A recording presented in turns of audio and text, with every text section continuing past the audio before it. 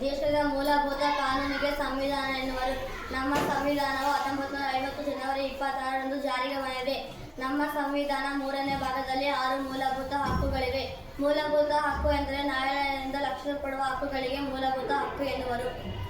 ಸಮಾನತೆ ಹಕ್ಕು. ಕಾನೂನಿನ ಮುಂದೆ ಎಲ್ಲರೂ ಸಮಾನರು. ಧರ್ಮ, ಜಾತಿ, ಲಿಂಗ, ಭಾಷೆ ಮತ್ತು ಬಣ್ಣದ ಆಧಾರದ ಮೇಲೆ ತಾರತಮ್ಯ ಮಾಡಬಾರದು. ಉದ್ಯೋಗದಲ್ಲಿ ಸಮಾನತೆ.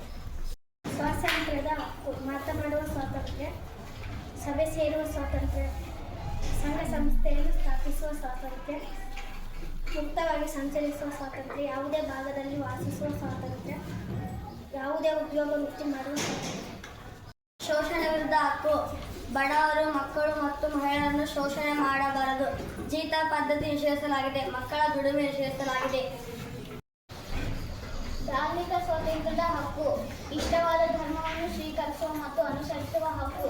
ಬಲಾತ್ಕಾರ, ಮೋಸ ಮತ್ತು ಆಮಿಷಗಳಿಂದ ಮತಾಂತರ ಮಾಡಬಾರದು. ಸಾಂಸ್ಕೃತಿಕ ಮತ್ತು ಶೈಕ್ಷಣಿಕ ಹಕ್ಕು. ಅಲ್ಪಸಂಖ್ಯಾತರು ತಮ್ಮ ಭಾಷೆ, ಲಿಪಿ, ಸಂಸ್ಕೃತಿಯನ್ನು ರಕ್ಷಿಸುವ ಹಕ್ಕು. ಅಲ್ಪಸಂಖ್ಯಾತರು ಶಾಲಾ ಮತ್ತು ಕಾಲೇಜ್ ಸ್ಥಾಪಿಸುವ ಹಕ್ಕು. ಸಂವಿಧಾನ ಪರಿಹಾರ ಹಕ್ಕು.